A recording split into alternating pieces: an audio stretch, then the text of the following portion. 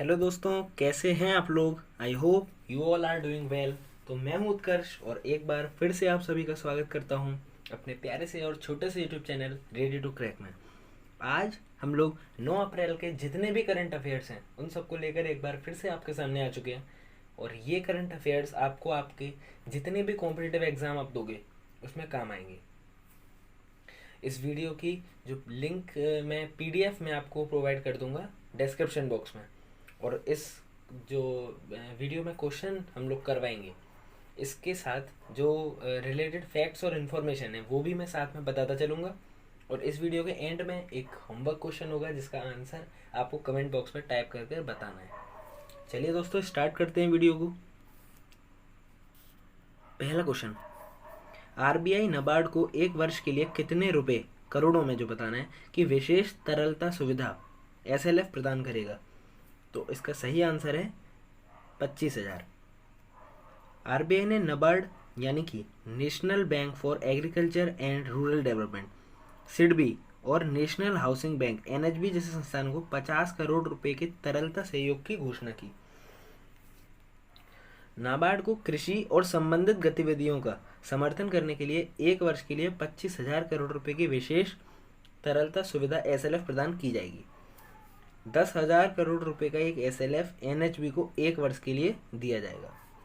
अगला क्वेश्चन, अप्रैल 2021 में विप्रो ने अपने ऑस्ट्रेलिया और न्यूजीलैंड संचालन के लिए प्रबंध निदेशक के रूप में किसकी नियुक्ति की घोषणा की है। तो इसका सही उत्तर है सारा एडम गेज, यानी कि सेकंड ऑप्शन। देख लेते हैं, विप्रो ने अपने ऑस्ट्रेलिया और न्यूजीलैंड संचालन के लिए प्रबंध निदेशक के रूप में सारा एडम गेज की नियुक्ति की घोषणा की है। सारा ने ऑस्ट्रेलिया और न्यूजीलैंड में 25 से अधिक वर्षों के लिए विभिन्न वरिष्ठ अधिकारी की भूमिकाएं निभाई हैं और परियोजना और सेवा आधारित परामर्श में काम किया है। विप्रो में 6 महाद्वीपों की ग्राहकों की सेवा करने पर 1,90,000 से अधिक समर्पित कर्मचारी हैं। अगला क्वेश्चन देख लेते हैं, प्रधानमंत्री आवास योजना ग्रामीण PMAYG ने किस वर्ष से 2018 से 19 तक अपने पहले चरण के 92% लक्ष्य को प्राप्त कर लिया है। तो इसका सही उत्तर है 2016 से 17। तो प्रधानमंत्री आवास योजना ग्रामीण PMAY/G ने 2016-17 से 2018-19 तक अपने पहले चरण के 92% लक्ष्य को प्राप्त कर लिया है। योजना के प्रथम चरण में अर्थात 2016 से 2018-19 तक के लिए 1 करोड़ घरों का लक्ष्य निर्धारित किया गया था। योजना का मुख्य उद्देश्य कुछ बुनियादी सुविधाओं के साथ पक्के घर प्रदान करना है। अगला क्वेश्चन देख लेते हैं, केंद्रीय स्वास्थ्य मंत्री ने राज्यों और केंद्र शासित प्रदेशों में कितने पात्र लाभार्थियों को सार्वजनिक और निजी कार्यस्थल पर कोविड-19 टीकाकरण की अनुमति दी है। तो इसका सही उत्तर है 100। देख लेते हैं, केंद्र ने राज्यों और केंद्र शासित प्रदेशों में लगभग 100 पात्र लाभार्थियों वाले सार्वजनिक और निजी कार्यस्थलों पर कोविड-19 टीकाकरण की अनुमति दी है। 11 अप्रैल 2021 से राज्यों और केंद्र शासित प्रदेशों में कार्यस्थलों पर टीका केंद्र शुरू किए जा सकते हैं। सुविधा प्राप्त करने के लिए 45 वर्ष या उससे अधिक आयु के कर्मचारियों को टीकाकरण से पहले विन पोर्टल में पंजीकरण कराना होगा। अगला क्वेश्चन देख लेते हैं, अप्रैल 2021 में किसने ट्राइबल हेल्थ कोलैबोरेटिव अनामे का शुभारंभ किया है। और ऑप्शन है डॉक्टर हर्षवर्धन, अर्जुन मुंडा, पीयूष गोयल या फिर दोनों, पहला और दूसरा ऑप्शन। तो इसका सही उत्तर हो जाएगा दोनों, पहला और दूसरा ऑप्शन, यानी कि डॉक्टर हर्षवर्धन और इसी के साथ अर्जुन मुंडा। देख लेते हैं, तो डॉक्टर हर्षवर्धन कौन है, केंद्रीय स्वास्थ्य मंत्री हैं। ने डॉक्टर हर्षवर्धन और जनजातीय मामलों के मंत्री। अर्जुन मुंडा कौन है, जनजातीय मामलों के मंत्री। ने 7 अप्रैल 2021 को ट्राइबल हेल्थ कोलैबोरेटिव अनामे का शुभारंभ किया। अनामे Piramal foundation and Bill and Melinda Gates foundation द्वारा समर्थित एक बहुहितधारक पहल है। अनामे आदिवासी समुदायों के स्वास्थ्य और पोषण की स्थिति को बढ़ाने के लिए विभिन्न सरकारी एजेंसियों के प्रयासों का अभिसरण करेगा। अगला क्वेश्चन देख लेते हैं दोस्तों, तो अप्रैल 2021 नई दिल्ली में राष्ट्रीय कृषि सहकारी विपणन संघ NAFED का मधुक्रांति पोर्टल और हनी कॉर्नर का शुभारंभ किसने किया है। तो इसका सही उत्तर हो जाएगा थर्ड ऑप्शन यानी कि नरेंद्र सिंह तोमर ने। तो 7 अप्रैल 2021 को कृषि और किसान कल्याण मंत्री नरेंद्र सिंह तोमर ने नई दिल्ली में राष्ट्रीय कृषि सहकारी विपणन संघ यानी कि NAFED के मधुक्रांति पोर्टल और हनी कॉर्नर का शुभारंभ किया। मधुक्रांति पोर्टल राष्ट्रीय मधुमक्खी पालन और हनी मिशन के तहत राष्ट्रीय मधुमक्खी बोर्ड की एक पहल है। इस परियोजना के लिए नेशनल बी बोर्ड और इंडियन बैंक के बीच एक समझौता ज्ञापन पर हस्ताक्षर किए गए। अगला क्वेश्चन देख लेते हैं। डेंगू के शीघ्र निदान के लिए निम्नलिखित में से किस IIT के शोधकर्ताओं ने एक उपकरण विकसित किया है? तो इसका सही उत्तर है सेकंड ऑप्शन IIT दिल्ली। तो भारतीय प्रौद्योगिकी संस्थान यानी कि IIT Indian institute of technology Delhi के शोधकर्ताओं के एक समूह ने डेंगू से शीघ्र निदान के लिए एक उपकरण विकसित किया है। इस उपकरण के साथ परीक्षण के परिणाम 1 घंटे के भीतर उत्पन्न हो जाएंगे, जबकि वर्तमान प्रक्रिया 1 दिन से अधिक समय लेती है। काफ़ी अच्छी ये टेक्नोलॉजी में हमारी जीत। और इस उपकरण को IIT दिल्ली द्वारा ICMR यानी कि national institute of malaria research NIMR के सहयोग से विकसित किया गया है। अगला क्वेश्चन देख लेते हैं। निम्नलिखित में से किस संस्थान के शोधकर्ताओं की एक टीम ने इलास्टिकॉप्टर नामक एक मानव रहित हवाई व्हीकल विकसित किया है, UAV? तो इसके ऑप्शन है Hindu college Delhi, IIT Hyderabad, IIT Delhi या फिर IISc बेंगलोर। तो इसका सही उत्तर हो जाएगा IIT हैदराबाद। तो Indian institute of information technology तो IIT हैदराबाद के शोधकर्ताओं की एक टीम एक मानव रहित हवाई वाहन UAV विकसित किया है।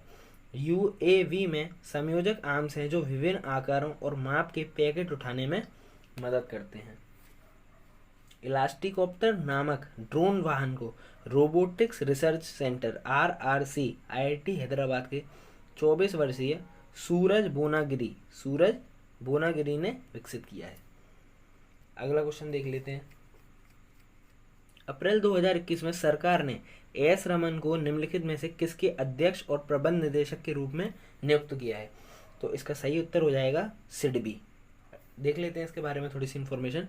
तो सरकार ने एस रमन को भारतीय लघु उद्योग विकास बैंक सिडबी के अध्यक्ष और प्रबंध निदेशक के रूप में नियुक्त किया है। यह पदभार ग्रहण करने की तिथि से 3 वर्ष की अवधि के लिए या अगले आदेशों तक है। तो 1991 बैच के भारतीय लेखा परीक्षा और लेखा सेवा अधिकारी रमन वर्तमान में भारत की पहली सूचना उपयोगिता नेशनल ई-गवर्नेंस सर्विसेज लिमिटेड के CEO हैं। अगर मैं सिडबी की बात करूं तो सिडबी का जो मुख्यालय है वो कहाँ पर है दोस्तों? वो है लखनऊ में। और अगर इसकी मैं स्थापना की बात करूं तो इसकी स्थापना हुई थी 2 अप्रैल 1990। अगला क्वेश्चन देख लेते हैं। दिवाला और दिवालियापन संहिता संशोधन अध्यादेश 2021 से किस वर्ष की दिवाला और दिवालियापन संहिता में संशोधन किया है? तो इसका सही उत्तर है थर्ड ऑप्शन 2016। देख लेते हैं। तो राष्ट्रपति रामनाथ कोविंद ने 4 अप्रैल 2021 को दिवाला और दिवालियापन संहिता संशोधन उपादेश 2021 को प्रख्यापित किया। 31 मार्च 2021 को केंद्रीय मंत्रिमंडल ने दिवाला और दिवालियापन संहिता 2016 में संशोधन करने के प्रस्ताव को मंजूरी दी थी।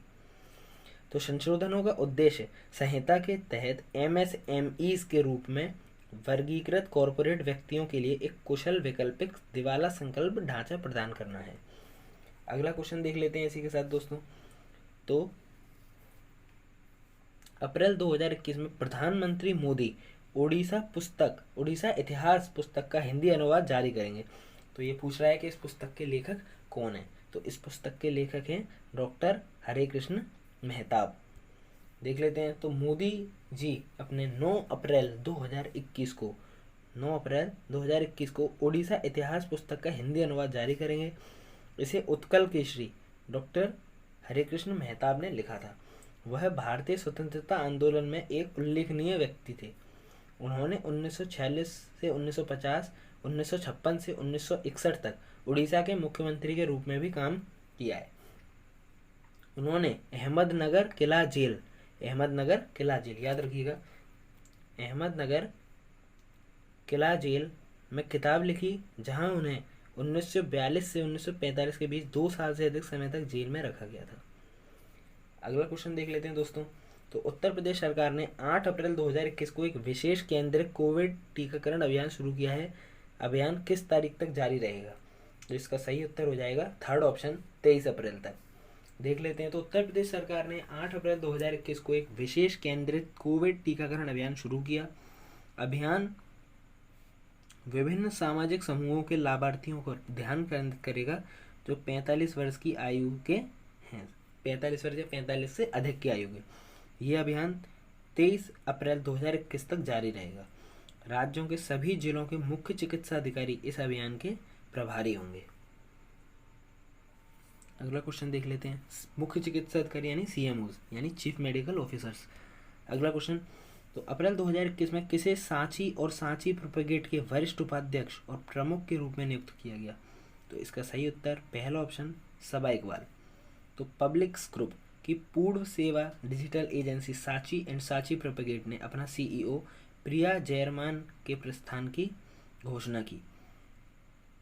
इसने फर्म के सीईओ के रूप में चार्ल्स क्विल्टर के उत्थान की भी घोषणा की है।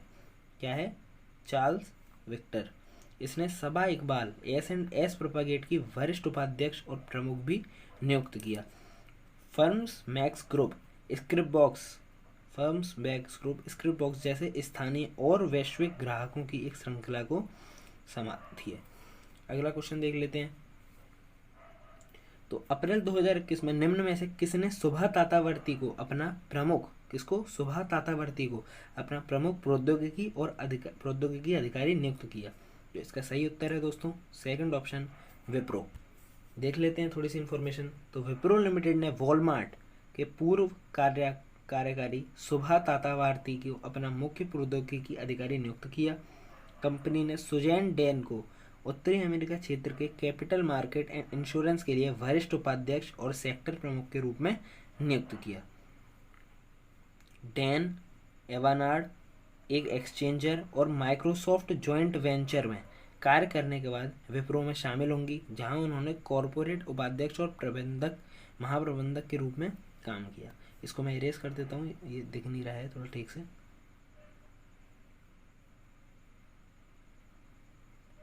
हाँ, तो चलिए अगला क्वेश्चन देख लेते हैं, जो कि है आपका होमवर्क क्वेश्चन।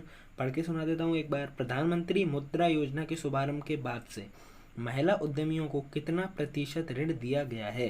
और ऑप्शन है 48, 58, 68 या फिर 78। तो क्या है इस क्वेश्चन का सही आंसर? कमेंट बॉक्स में आपको टाइप कर कर बताना है। पीडीएफ को डाउनलोड करना और नोट्स को अपनों को अपडेट करना ना भूलें। वीडियो देखते रहने के लिए शुक्रिया। अगर चैनल अच्छा लग रहा है और पसंद आ रहा है तो लाइक कर दें, सब्सक्राइब कर दें और अपने सभी दोस्तों में शेयर ज़रूर कर दें। Thank you so much guys. Have